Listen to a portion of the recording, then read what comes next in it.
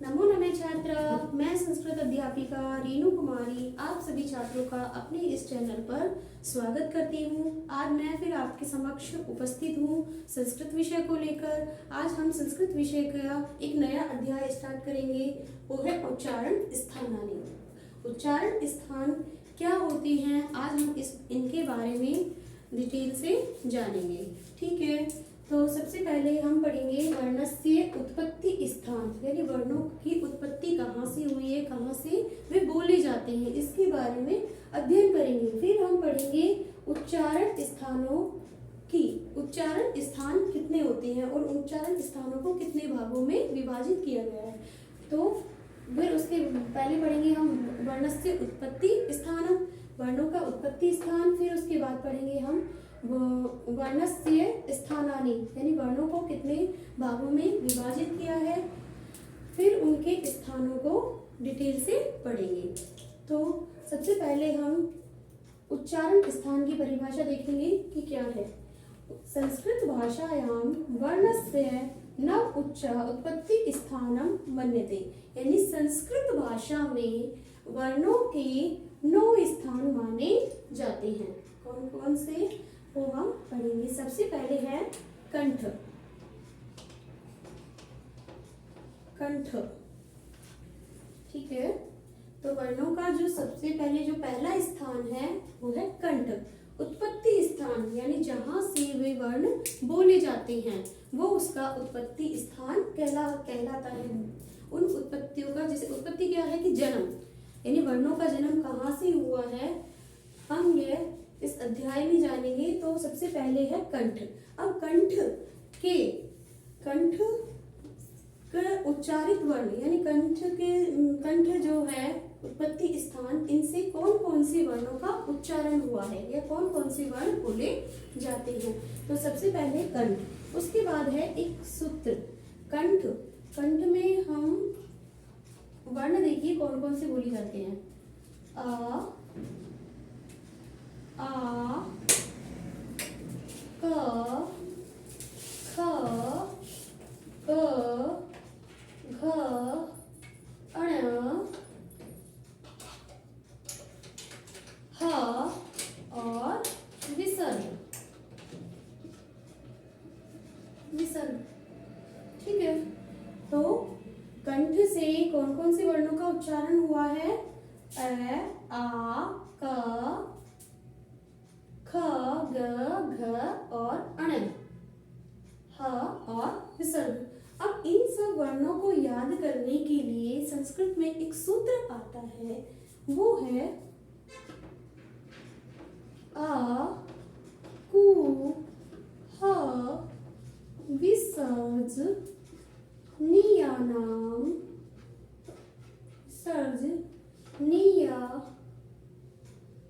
नाम, कंठ। वो है विसर्जनीयानाम कंठ। इस सूत्र के माध्यम से इन वर्णों को बड़े ही आसान तरीके से याद किया जा सकता है। देखिए किस प्रकार, देखिए कैसे याद कर सकते हैं। तो सबसे पहले अ के बाद क्या है, यानी यहाँ ए और आ दोनों स्वर आ गए, ए आ। अब कु क्या है, कु से बनता है हमारा कै वर्ग। कौन सा वर्ग बनता है, कै वर्ग, जिसमें कि 5 वर्ण होते हैं, क, ख, ग, घ और अण। ये 5 वर्ण होते हैं किसमें, कै वर्ग में। कै वर्ग में 5 वर्ण माने जाते हैं और वो है ये। ठीक है, अब उसके बाद है क्या है, उसके बाद है, ये हो गया हमारा है। ठीक है, विसर्जनीय नाम, विसर्जनीय नाम, विसर्जनीय नाम, यानी अब यहाँ पर है के बाद लगा दिया हमने विसर्ग। है के बाद क्या लगा दिया, विसर्ग। तो देखिए 1 2 3 4 5 6 7 8 9, यानी 9 वर्ण। कितने, 9 वर्णों को एक सूत्र के माध्यम से आसानी से याद किया जा सकता है। यानी यहाँ पर हमें सिर्फ एक सूत्र याद करना पड़ेगा, विसर्जनीयानाम कंठ। कौन सा सूत्र है? अकु है विसर्जनीयानाम कंठ, यानी इस सूत्र के माध्यम से ये जाने जाते हैं कि कंठ जो वर्ण है हमारा, कंठ यानी गला का, कंठ क्या होता है? गला। उस कंठ, उस गले से जो निकलने वाले वर्ण हैं वो 9 वर्ण हैं जिनका, जो कंठ से निकलते हैं, हमारे गले से निकलते हैं। तो वो कौन कौन से हैं? ए, आ, के, खे, गे, घे, च, है और विसर्ग। इन वर्णों का उच्चारण स्थान माना जाता है कंठ। इन वर्णों का उच्चारण स्थान कौन सा माना जाता है? कंठ। और इन्हें एक संज्ञा भी दी जाती है। इन्हें कौन सी संज्ञा दी जाती है? कंठ्य संज्ञा। कौन सी संज्ञा दी जाती है? कंठ्य संज्ञा, यानी इनकी एक संख्या भी होती है जिसे क्या नाम दिया गया? कंठ्य संज्ञा। ठीक है। उसी प्रकार इसका दूसरा हो गया तालु। दूसरा स्थान कौन सा हो गया? तालु। दूसरा स्थान कौन सा है इसका? तालु। यानी हमारा पहला उच्चारण स्थान हो गया कंठ। कंठ में 9 वर्ण समाहित हैं। कौन कौन से? ए, आ, यानी 2 तो हमारे स्वर हो गए और ये 7 हमारे व्यंजन। कौन से हो गए? 7 हमारे, 6 हमारे व्यंजन और 1 हो गया हमारा अयोगवाह। तो हो गया 1 हो गया अयोगवाह। तो ऐसे कुल मिलाकर ये हो गए 9 वर्ण। कितने वर्ण हो गए? 9 वर्ण। और 9 वर्ण कहाँ से बोले जाते हैं? कंठ से। उसी प्रकार अब इसका आ गया दूसरा स्थान, यानी उच्चारण स्थान में दूसरे नंबर पे आ गया तालु। तालु क्या होता है? जो हमारी जीवा होती है उसके बगल के भाग, यानी जीवा के बगल का भाग क्या कहलाता है? तालु। कोमल तालव्य। कोमल तालव्य यानी जो जीवा का साइड का भाग होता है उसे कहते हैं कोमल तालव्य। तालव्य का मतलब कोमल भाग, तालु का, हमारी जीवा का कोमल भाग। ठीक है। अब यहाँ इन्हें भी हम एक सूत्र के माध्यम से पढ़ेंगे। इन्हें भी क्या पढ़ेंगे हम? एक सूत्र के माध्यम से, यानी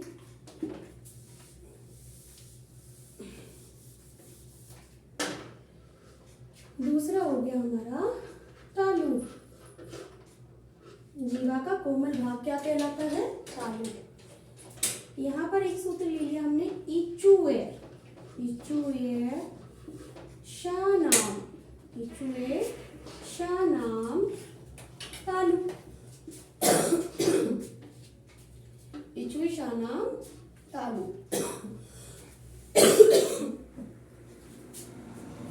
अब इसमें कौन कौन से उच्चारित वर्ण हैं उन्हें जानेंगे। ई। ई में दोनों स्वर आ गए। कौन कौन से? ई और ई। ह्रस्व ई एंड दीर्घ ई। उसके बाद आ गया च। चू से बन गया हमारा च वर्ग। कौन सा वर्ग बन गया? च वर्ग। और च में वही 5 वर्ण होते हैं। कौन से वर्ण होते हैं? 5 वर्ण। च, छ, ज, झ, य, य और श। य, श। च वर्ग, यानी यहाँ तक कौन सा वर्ग हो गया हमारा? च वर्ग। च वर्ग में कितने वर्ण हो गए? 5 वर्ण। उसके बाद हमारा य और श। ये हो गया य और ये श, यानी 1 2 3 4 5 6 7 8 9। यहाँ पर भी कितने? 9 वर्णों का उच्चारण कहाँ से होता है? तालु से। कहाँ से होता है 9 वर्णों का उच्चारण? तालु से। ठीक है। अब इन तालु को, इनको एक संज्ञा भी दी जाती है, तालव्य संज्ञा। कौन सा नाम है? तालव्य संज्ञा। यानी इनकी संज्ञा भी होती है जो कहलाती है तालव्य संज्ञा। अब आ गया इसका तीसरा भाग, मूर्धा।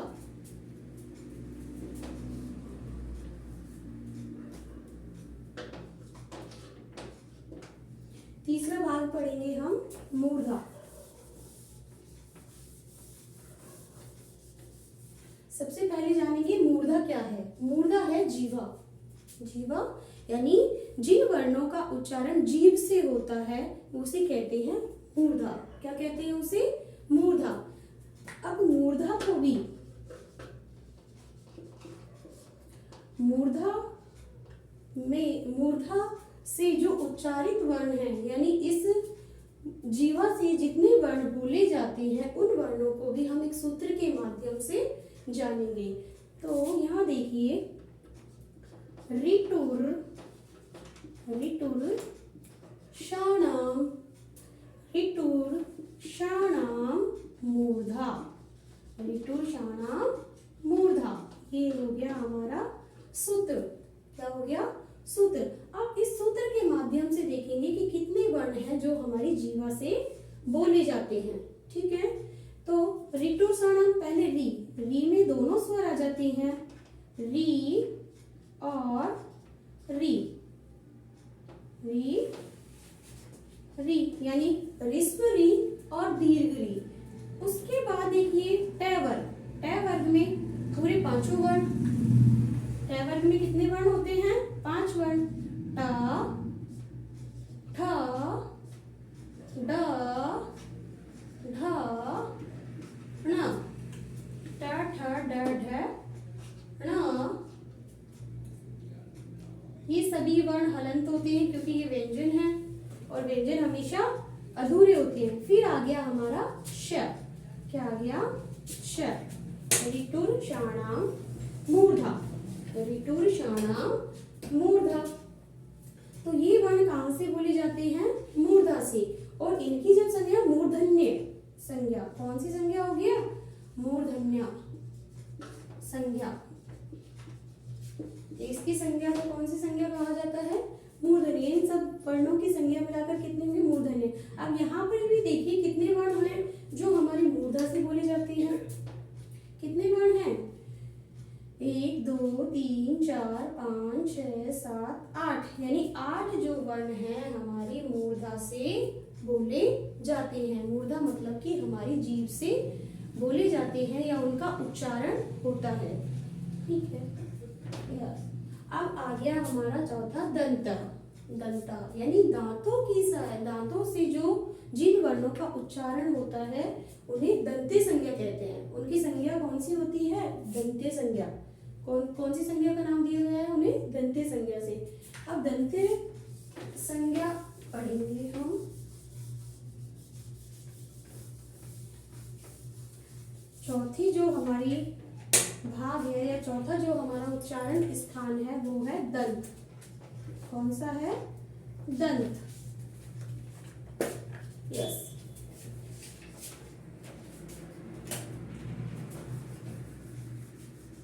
यहाँ देखिए सूत्र आया था इचुए शानाम, इचुए शानाम तालु।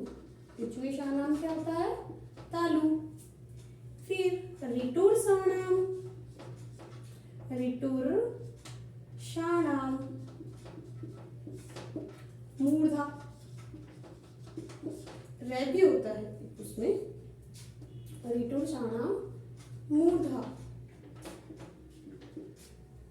चौथा जो हमारा है वो है दंत। इसके लिए भी हम रे तुल शानाम दंता, ऋतुल शानाम दंता, ऋतुल शानाम दंता, यानी र तू से त वर्ग, तू से कौन सा वर्ग हो गया? त वर्ग। त वर्ग में वही 5 वर्ण होते हैं, त, थ, द, ध, न, त, थ, द, ध, न, ल, आ, श। यहाँ तक ये हो गए 5 वर्ण, यानी तय वर्ग बोला जाता है इसे। कौन सा वर्ग? तय वर्ग। और तय वर्ग में 5 वर्णों को समाहित किया जाता है। उसके बाद ल और स, इन सब वर्णों का उच्चारण स्थान किसे माना गया है? दंत को। किसको माना गया है? दंत को। यानी कि जो सारे वर्ण हैं वो दांतों से बोले जाते हैं। आप बोल के देखिए, र, त, थ, द, ध, न, ल, स। यानी इन जब वर्णों का हम उच्चारण करते हैं तो हमारी जीवा दांतों के बीच में आती है। ठीक है, तो इसीलिए इनका नाम दंत्य यानी इन्हें कहाँ से बोला जाता है? दांतों से। कहाँ से बोला जाता है? दांतों से। अब इसका पांचवा स्थान पढ़ेंगे और पांचवा स्थान है ओष्ठ। कौन सा है पांचवा स्थान? ओष्ठ।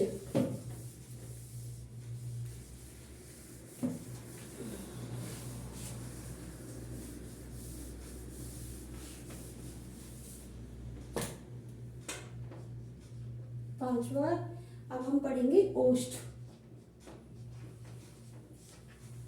ओष्ठ, ठीक है। ओष्ठ में वही पहले हम एक सूत्र लेंगे, उपधमानीय ओष्ठ। उपपद मानीय ओष्ठ।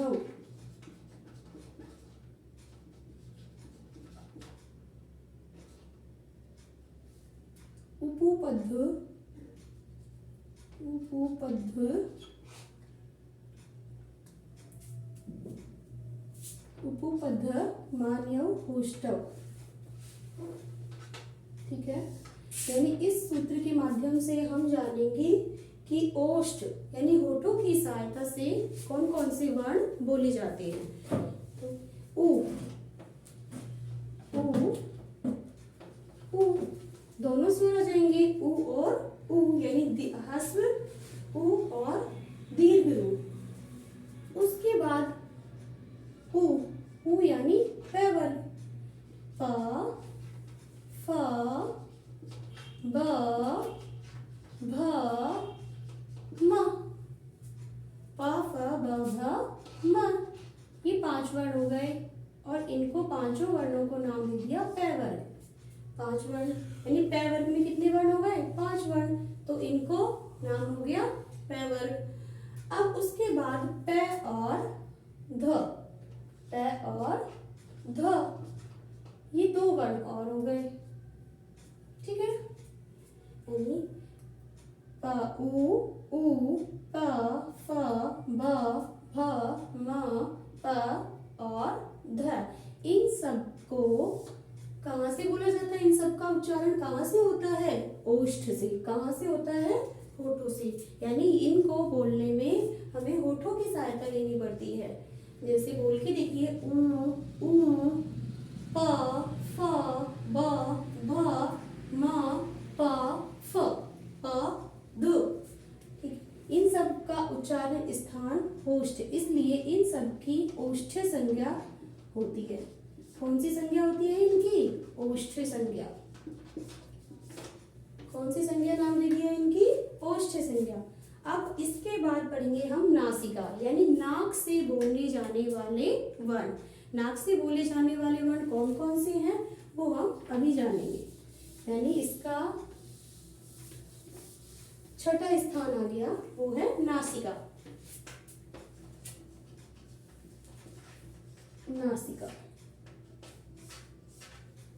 नाक से बोले जाने वाले वर्ण।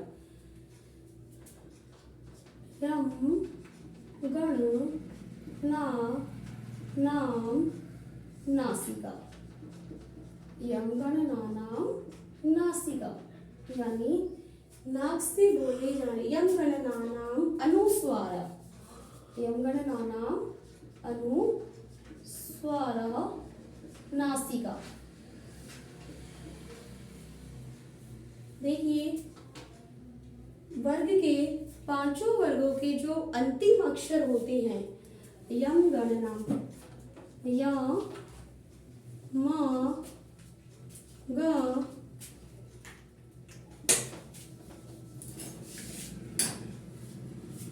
य न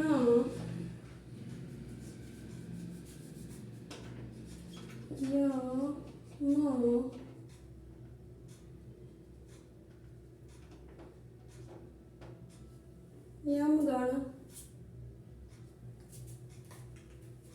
यम गण नानाम यम गण ना नाम अनुस्वारा, अनुस्वारा। या न न, म। ठीक है, ये पांचों वर्ड हो गए, यानी पांचों वर्ड क, च, ट, त और प। आप जो देखोगे ये पांचों वर्ण, यानी स्टार्टिंग में जब इनके 5 वर्णों में देखोगे तो ये लास्ट के वर्ण हैं। कौन से? कै वर्ग का लास्ट वर्ण होता है न्या, ना, और च वर्ग का लास्ट वर्ण होता है या, ट वर्ग का लास्ट वर्ण होता है न, त वर्ग का लास्ट वर्ण होता है न, और प वर्ग का लास्ट वर्ण होता है म। तो इन पांचों वर्णों का और अनुस्वार, और कौन सा? अनुस्वार, इन सब वर्णों का नासिका, इन सब वर्णों का कहां से उच्चारण होता है? नासिका से। कहां से होता है इनका उच्चारण?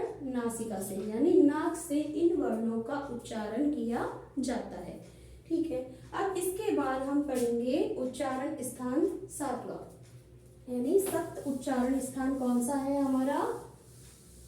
कंठ तालु। कौन सा है हमारा सप्त उच्चारण स्थान? कंठ तालु। कंठ तालु।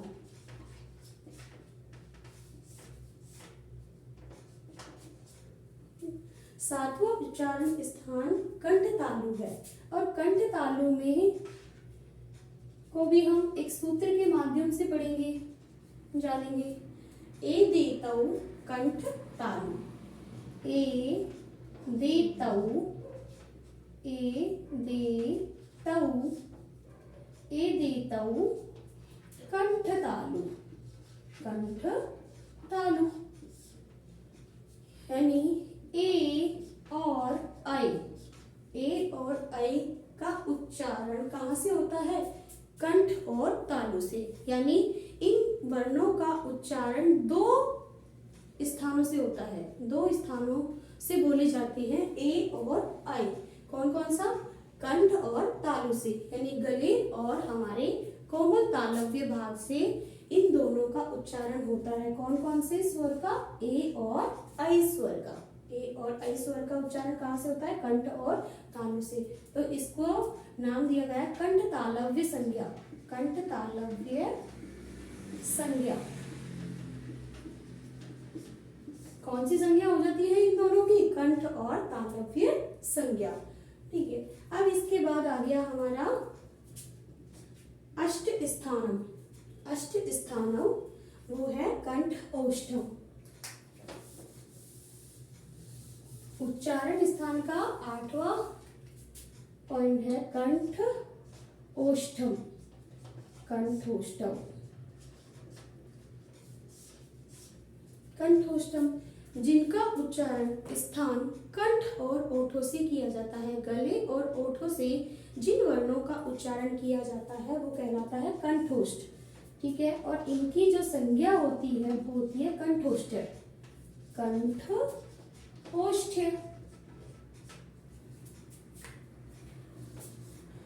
कंठोष्ठय, कंठोष्ठय संज्ञा होती है इनकी, कंठ और ओष्ठ को मिलाने पर बनता है कंठोष्ठ।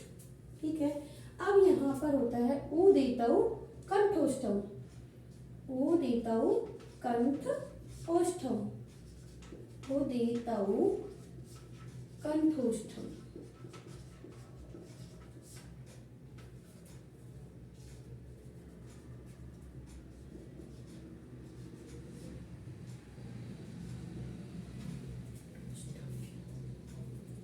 ओ देतौ कंठ ओष्ठम, यानी ओ और औ, ओ और औ इन दोनों का उच्चारण स्थान होता है कंठ और ओष्ठ, यानी 2 जगह से इनका उच्चारण स्थान होता है ओठ और कंठ, गले और होठों से, तो इसको बोला जाता है कंठोष्ठ। अब हमारा लास्ट स्थान रह गया दंतोष्ठम। क्या हो गया? दंतोष्ठम। दंत ओष्ठ जो 9वां स्थान है, ये हमारा था 8वां स्थान, ये होता है हमारा 9वां दंत ओष्ठम, दंत ओष्ठ। दंतोष्ठ यानी दंत और दांतों और ओठों की सहायता से बोले जाने वाले वर्ण कौन कौन से हैं? वकारस्य दंतोष्ठम, वकारस्य दंतोष्ठम, दंतोष्ठम।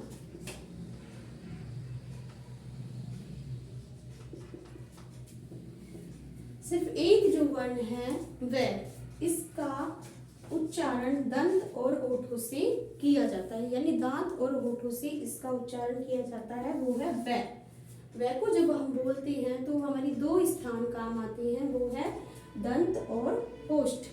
वह आप बोल के देखेंगे तो आप जानेंगे कि ये दोनों ही स्थान इस वर्ण को बोलने में काम आते हैं। तो आज की इस वीडियो में हमने पढ़ा वर्णस्य उत्पत्ति स्थानम, यानी वर्णों का जन्म कहाँ से हुआ है और उसका उत्पत्ति स्थान क्या है। उनको उत्पत्ति स्थानों को कितने भागों में बांटा गया है? तो उत्पत्ति स्थानों के 9 भाग किए गए हैं। पहला कंठ, कंठ से बोले जाने वाले वर्ण। तालु यानी जो कोमल तालव्य से बोले जाने वाले वर्ण। मूर्धा जीवा से बोले जाने वाले वर्ण। दंत दांतों की सहायता से बोले जाने वाले वर्ण। ओष्ठ होठों की सहायता से बोले जाने वाले वर्ण। नासिका नाक से बोले जाने वाले वर्ण। कंठ तालु, कंठ और तालु यानी ये 2 स्थानों से बोले जाने वाले वर्ण हैं, वो है ए और आई, यानी इन 2 वर्णों को 2 स्थानों से बोला जाता है, वो है कंठ और तालु। उसके बाद कंठोष्ठम, ये भी 2 जगह से बोले जाने चाहिए, 2 स्थानों की सहायता से ये 2 वर्ण बोले जाते हैं, ओ और औ। उसके बाद है दंतोष्ठ। दंतोष्ठ वह एक अकेला वर्ण है जिसको दंत और ओठों से बोला जाता है और इसकी संख्या सिर्फ 1 मानी गई है। तो आज की इस वीडियो में बस हम इतना ही पढ़ेंगे। आगे की वीडियो में हम एक नए अध्याय के साथ फिर आपसे मिलेंगे। तो धन्यवाद।